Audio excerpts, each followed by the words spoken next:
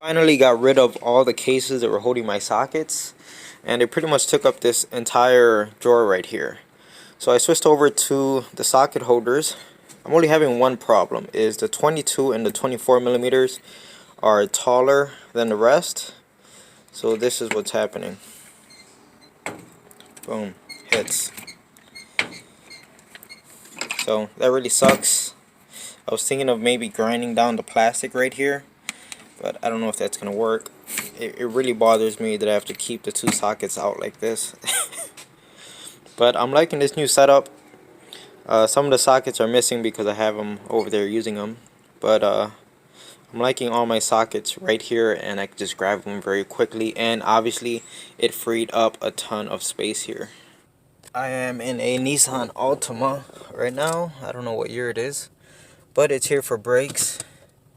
And see if we could hear this.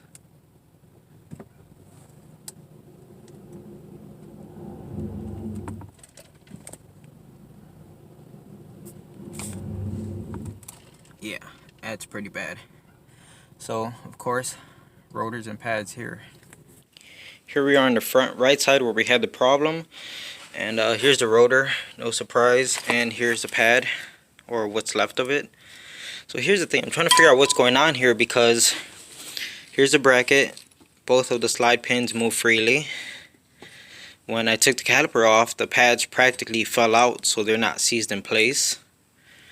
The piston on the caliper went in without a problem. So what's going on here? Why? Now let's look at the pad on the other side. It looks like they're wearing out evenly.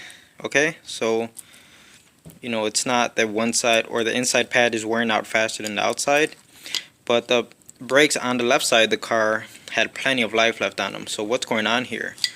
Could it be maybe an issue with the brake hose, that the fluid is not being allowed to go back? I don't know, what do you think? Here we have a Toyota Corolla, and the customer says it has over 200,000 miles, so let's check it. And sure it does. 221,000, wow. Anyways, it's here for front and back brakes, and also a noise coming from the engine, especially when you start it up. So let's see. I think I could already hear something. Yeah, definitely a noise. First thing I'm gonna do is pull the dipstick out, check the oil, and then after that, the oil looks good, I will pull off the serpentine belt and then start up the engine and see if the noise is still there. Alright, so I just checked the dipstick and there's no oil.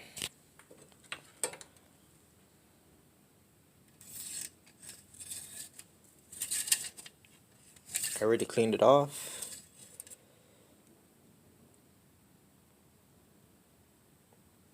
I'm trying to get this to focus, but I guess it doesn't need to focus. You could already see that dipstick is pretty clean. Yeah, so it's loud because there's no oil. I added oil to the engine. Now I put used oil in it, and I think we can all agree that used oil is better than no oil. So I could still hear the noise, and to be honest, it does sound like it's coming from underneath the valve cover. I don't know if it's worth pulling off the belt at this point, because it really does sound like underneath the valve cover. I hope everyone is having a happy Easter.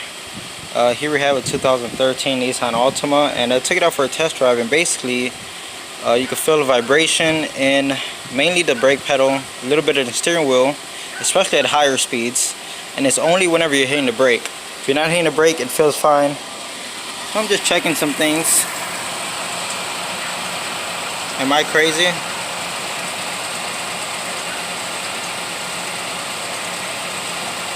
What do you think? Do you think that's enough? That's enough to make a brake pedal feel weird? Okay, so back here with this Altima. It's the one that had the pulsing brake pedal and, you know, wobbling steering wheel. By the way, we did get that fixed. What ended up fixing it was new rotors. But one other thing we're going to take care of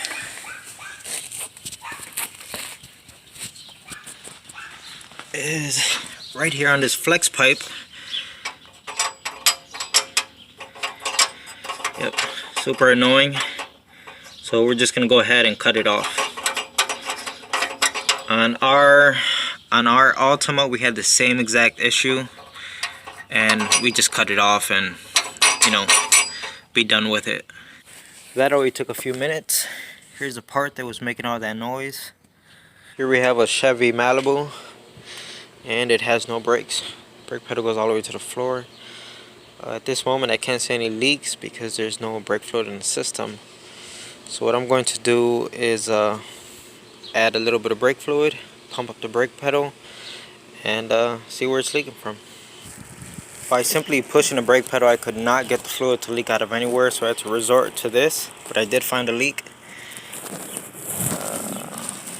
It's hard to see, it's coming right there. You can kind of see it.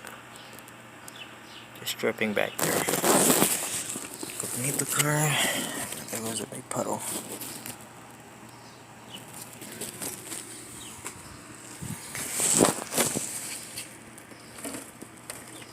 Oh, that's a big stream. We've got a squirter. Look at that.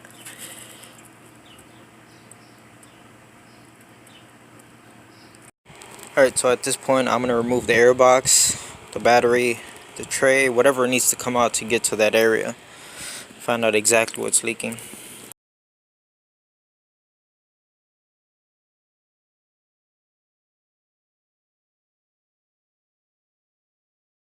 And here I have a Buick. I'm not sure what it is. I don't see a name on the back of the car. It's a 01. But what the heck is that hanging down? Anyway, it's here for also evap code. He said it's the only code he has. It won't pass emissions. He wants me to look at the brakes. And there was something else. I can't remember. I'll remember. But let's go ahead and pull some codes on this. Alright, so it's a Buick Century. And customer said he only had one code here. So what's all this, you know? That's funny. Let's see. We got evap vent system performance, fuel level sensor circuit high, map sensor circuit intermittent high, oil pressure switch circuit, and maximum adept and long shift. It definitely sounds like it's running rough. So here goes the hood release cable, and I went to go get, you know, my pliers to pull the cable. And I thought to myself, you know, normally when people have this hanging out like this, they usually have a set of pliers laying around. And I just look over and, well, what do we have here? A set of pliers. I just thought it was funny. It looks like we have a broken spring. And on the right side, again, another broken spring. Got the car raised up here and we could get a closer look at this. If there was enough space, I would just take this off right now, but that's not going to come off. Just here checking tie rods and stuff.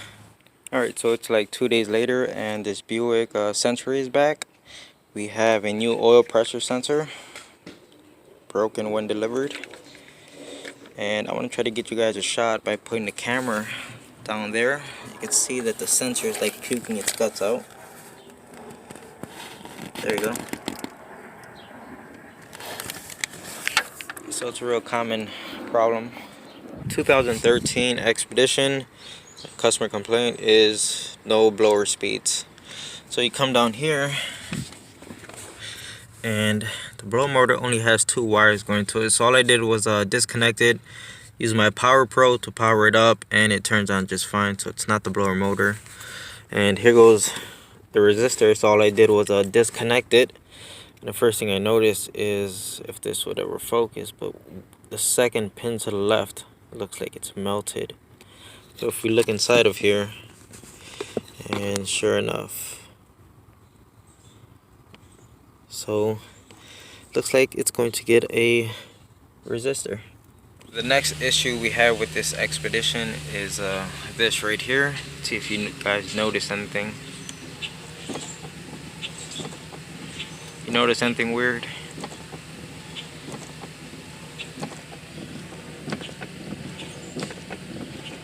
We only have one wiper working. So before I start taking all of this apart, I wanted to just move the arm here to make sure it's not just a loose nut right here, because I have seen that before and the nut is not loose. But I picked up this arm to move it and this just fell off like this. So there's no actual clip on here to hold it in place. Someone just had this on here sitting just like that, and you can see how beat up it is. I mean, the things I see on cars just amazes me.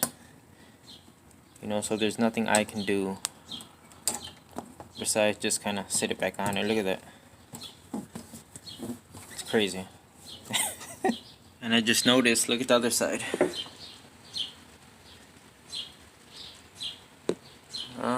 Whoever put these wipers on, you had one job. I got all of this taken apart. It was a pain in the butt. And what sucks is, you know, these clips, they are made to go on once. They are not made to come back apart. So stuff breaks. There's just nothing you can do about those clips.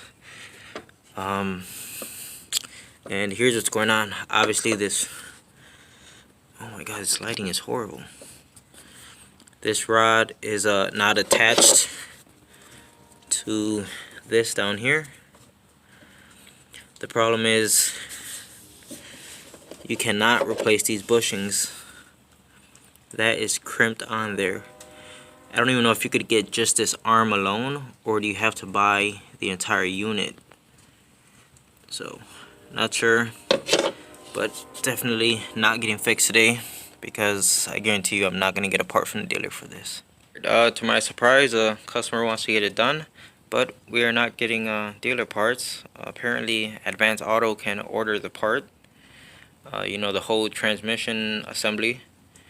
So we're going to have to wait a few days for that part to come in, and most likely it's going to be the wrong part.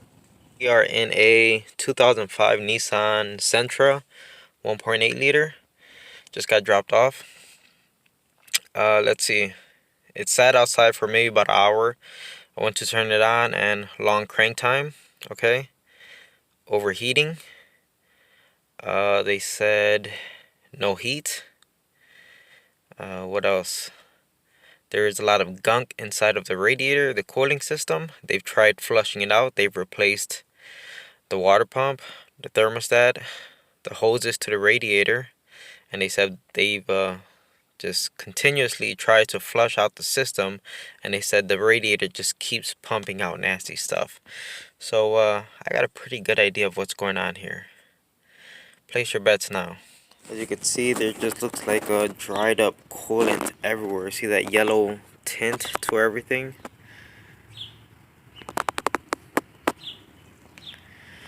So let's see if I can remove this cap. It should not burst or anything because there shouldn't be any pressure in here. Okay, no pressure. Not as bad as I was expecting. Based off of what the customer is describing, I was expecting to see kinds of gunk in here.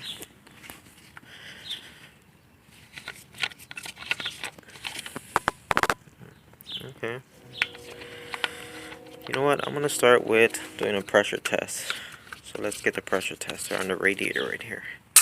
Alright, so we did build up pressure, but I could already see a leak here.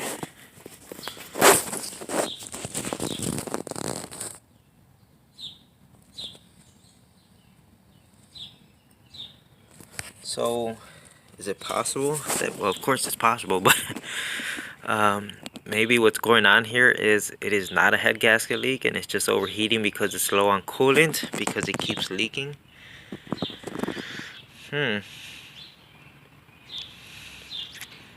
Alright, I'm going to, at this point, I think I'm going to pull the spark plugs and See what's going on inside of there. Now the customer did tell me that one of these spark plug tubes did have oil inside of there, so obviously it's a valve cover gasket. So as you can see, I got the 4 coils out, and I don't know what the customer is talking about because these are all completely dry. Sure, there's a little bit of oil seeping right there, but inside where the actual spark plug is, they're all nice and dry. But we're gonna have change of plan here.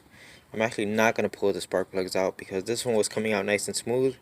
This one and this one, they were feeling rough. And I am not about to either snap a spark plug off inside of the cylinder head or pull the threads on the cylinder head. That's opening up a can of worms, and it's not worth it. So I just tightened them back down, just left them. We're not going to pull the spark plugs at this point. My biggest concern is this leak right here. You can see we're dropping pressure. So let's have a closer look at this. And this really is just rusty water. You could see it.